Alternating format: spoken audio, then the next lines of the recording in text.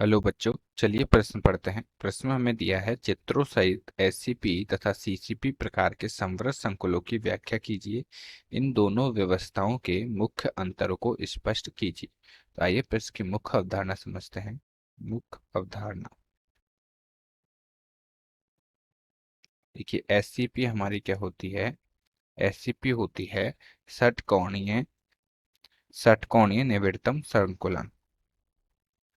षटकोणीय निविड़तम संकुलन। पहले हम एससीपी को समझते हैं। तो एससीपी में हमारा क्या है कि प्रत्येक जो पहली परत में हमारा क्या होता है, एक परत में प्रत्येक अवयवी कण के चारों ओर कुल 6 रिक्तियां उपस्थित होती है। इसमें क्या है, पहली परत में पहली परत में एक अवयवी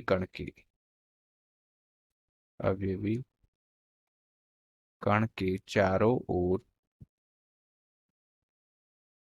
कुल 6 रिक्तियां उपस्थित होती हैं। इन्हें हम क्रमागत रूप से क्या नाम दें, ए या वी द्वारा अंकित करें। इन्हें यदि क्रमागत रूप से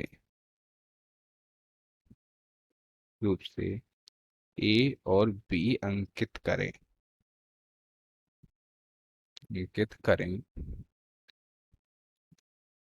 और दूसरी परत में अवयवी कणों को क्या है, ए रिक्तियों पर व्यवस्थित करें। और दूसरी परत में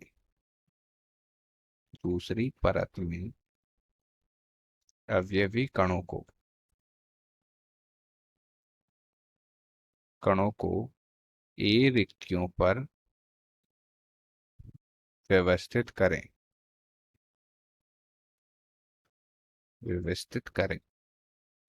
तो जो बी रिक्तियां हमारी शेष रह जाती हैं, करें तो बी रिक्तियां शेष रह जाती हैं शेष रह जाती हैं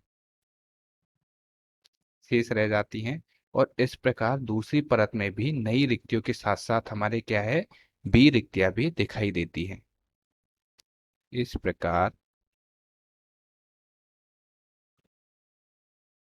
प्रकार बी रिक्तियां शेष रह जाती है हमारी। और दूसरी परत में भी दूसरी परत में भी नई रिक्तियों के साथ साथ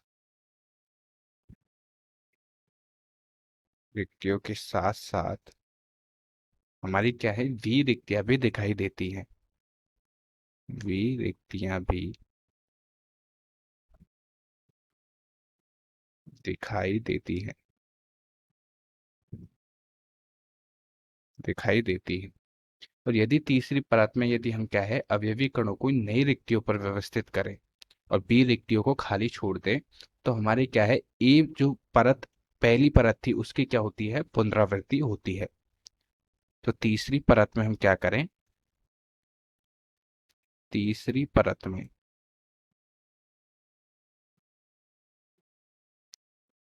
तीसरी परत में अवयवी कणों को अवयवी कणों को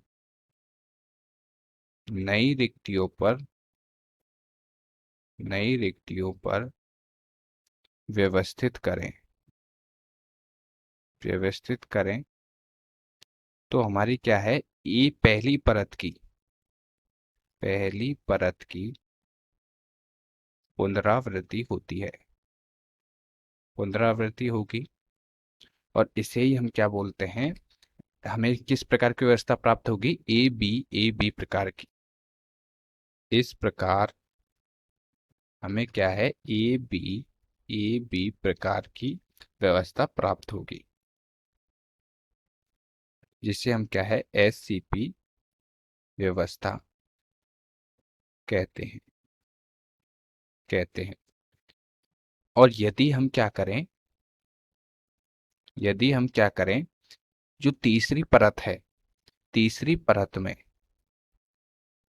तीसरी परत में अवयवी कणों को अवयवी कणों को बी रिक्तियों पर व्यवस्थित करें।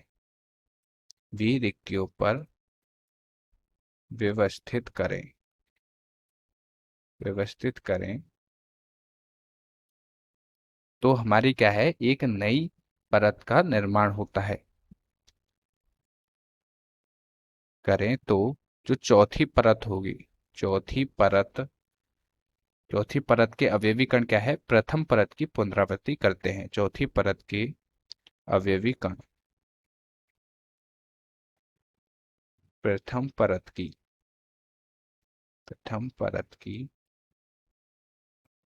पुनरावृत्ति करते हैं। और हमें किस प्रकार की व्यवस्था प्राप्त होगी, ए A B C A B C प्रकार की व्यवस्था प्राप्त होगी। और इसे ही हम क्या बोलते हैं, सीसीपी व्यवस्था। सीसीपी व्यवस्था कहते हैं। तो आइए इनके चित्र बनाते हैं। देखिए, ये हमारी क्या है, परत ए है। ये हमारी परत ए है। परत ए में क्या है, प्रत्येक अवयवी कण के चारों ओर हमारे क्या है, 6 रिक्तियां उपस्थित होती है। इस प्रकार से 6 अवयवी कण होते हैं और इन 6 अवयवी कणों के मध्य क्या है, हमारी 6 रिक्तियां उपस्थित होती हैं। ये हमारी क्या है, 6 रिक्तियां उपस्थित होती हैं। अब यदि हम इन्हें क्या है, ए और बी नाम अंकित करें और जो दूसरी परत में हम क्या है, ए रिक्तियों पर, ये हमारी क्या है, दूसरी परत है। अब इसमें हमारी क्या है, बी रिक्तियां तो दिखाई देंगी, लेकिन एक ये नई रिक्ति का निर्माण होता है। इस प्रकार से नई रिक्ति का निर्माण होगा। अब हम तीसरी परत में क्या करें कि अवयवी कणों को इस नई रिक्ति पर व्यवस्थित कर दें। अवयवी कणों को हम क्या कर दें, इस नई रिक्ति पर रखें। नई रिक्ति पर रखेंगे तो हमारी क्या है, जो ए परत थी उसी की क्या होती है, पुनरावृत्ति होती है। ए परत की पुनरावृत्ति होगी। ये हमारी क्या है, ये पहली परत है, इसे ए बी, और ये पुनः हमारी परत ए का निर्माण होगा और इसे ही हम क्या बोलते हैं, एस सी पी। और जो सीसीपी में हमारा क्या होता है, देखिए सीसीपी में हमारा क्या होता है, जैसे ये हमारी प्रथम परत है। अब प्रथम परत में हम क्या है, ए रिक्तियों पर कणों को व्यवस्थित करें। ये हमारी क्या है, ये रिक्ति है, इसमें कणों को व्यवस्थित करें। ये हमारी क्या है, दूसरी परत बनेगी। और दूसरी परत में हम क्या है, तीसरी परत में हम क्या करें, बी रिक्तियों पर जो बी रिक्तियां दिखाई देती हैं हमें उन पे व्यवस्थित करें। तो जो चौथी परत होगी, ये क्या है, ये तो हमें नई परत का निर्माण होगा, सी। और जो चौथी परत होगी वो ए परत की पुनरावृत्ति करेगी। ये हमारी ए है, ये बी और ये सी। तो ये हमारी क्या है, सीसीपी की संरचना। तो आशा करता हूँ आपको प्रश्न समझ में आया होगा। धन्यवाद।